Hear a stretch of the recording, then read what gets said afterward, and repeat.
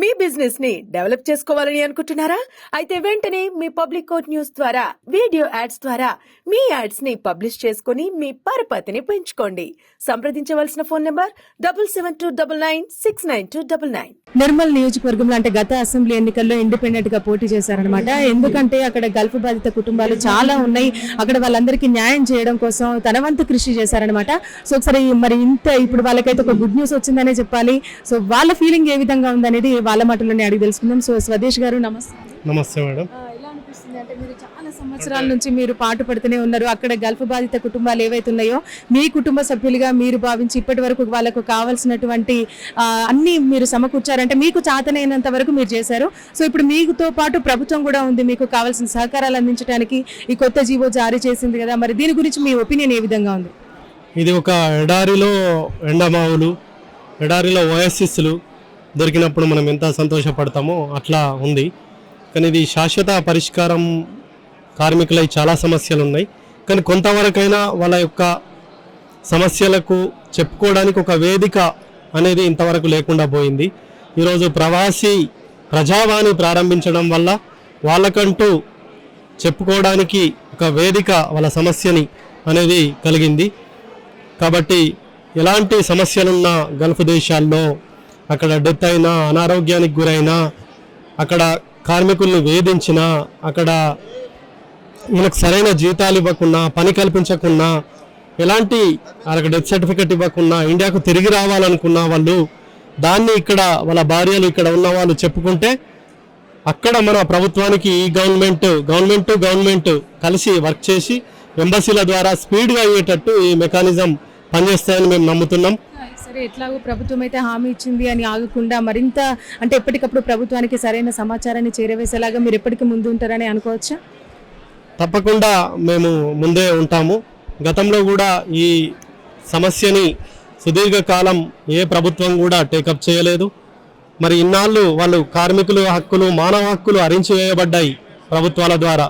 విదేశాలకు వలస వెళ్తున్న, ఉపాధి కొరకు వలస వెళ్తున్నటువంటి వాళ్ళని పట్టించుకోలేదు. కాబట్టి మేము ఒక చదువుకున్న ఉన్నత విద్యావంతుడిలాగా ఉండి చూస్తూ మేము ఉండలేక చలించిపోయి ఈ కార్మికుల గురించి మేము నిర్మల్ నియోజకవర్గం నుంచి నాకు ఒక 50,000 గౌరవ వేతనము వచ్చేటువంటి ఉద్యోగాన్ని కూడా నేను వదిలేసి ఆ గౌరవ వేతనంతో సంతృప్తి పడకుండా కార్మికుల సమస్యల్ని హైలైట్ చేయాలా, కేంద్ర రాష్ట్ర ప్రభుత్వాలు వీళ్ళకి పరిష్కారం చూపించాలా, వీళ్ళకి సపరేట్ వెల్ఫేర్ బోర్డు అనేది ఎస్టాబ్లిష్ చేయాలా అనేటువంటి ఉద్దేశంతో నేను కంటెస్ట్ చేయడం జరిగింది.